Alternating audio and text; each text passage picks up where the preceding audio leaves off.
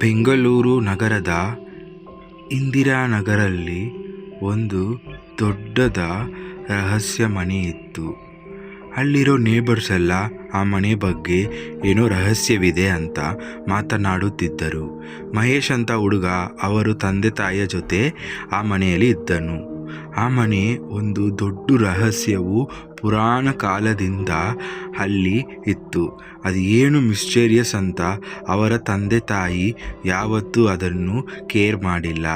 ಒಂದು ದಿನ ಮಹೇಶ್ ಮನೆಯಲ್ಲಿ ಒಬ್ಬನೇ ಇರುವಾಗ ಏನೋ ಶಬ್ದವೊಂದು ಅವನಿಗೆ ಕೇಳಿತು. ಅವನು ಭಯಪಟ್ಟು ಏನಿದು ಶಬ್ದವಂತ ಯೋಚಿಸುತ್ತಿದ್ದನು.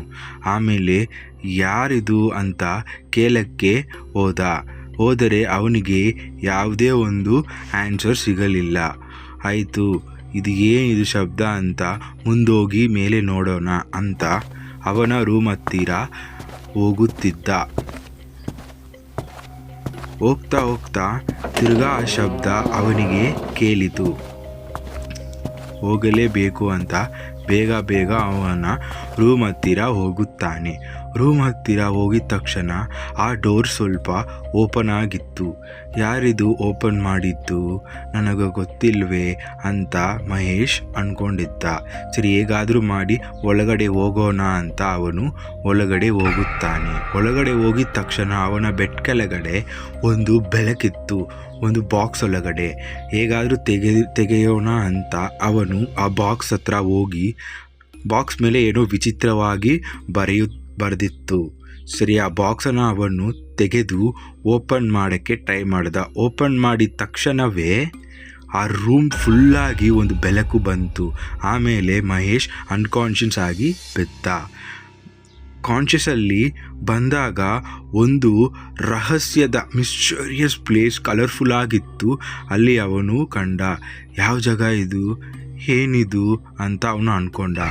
ಆದರೆ ಆ ಬೆಳಕು ಬಂದಿದ್ದಕ್ಕೆ ತುಂಬ ಧನ್ಯವಾದ ಅಂತ ಹೇಳುತ್ತಾ ಮಹೇಶಿಗೆ, ಯಾರು ನೀವು ಮಹೇಶ್ ಅಂತ ಕೇಳಿದ.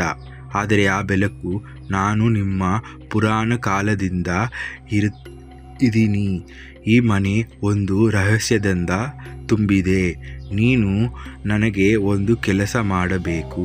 ಏನು ಕೆಲಸವೆಂದರೆ, ಈ ಮನೆಯನ್ನು ಕಾಪಾಡಬೇಕೆಂದರೆ ಸ್ವಲ್ಪ ನಿಯಮಗಳಿದೆ. ಆ ನಿಯಮಗಳನ್ನು ನೀನು ಪಾಲಿಸಲೇಬೇಕು. ಸರಿ, ಆಯಿತು ಅಂತ ಮಹೇಶ್ ಹೇಳಿದ. ಏನು ರಹಸ್ಯವೆಂದರೆ, ಈ ಮನೆಯನ್ನು ನೀನು ಕಾಪಾಡಬೇಕೆಂದರೆ ಒಂದು ಮಂತ್ರವಿದೆ.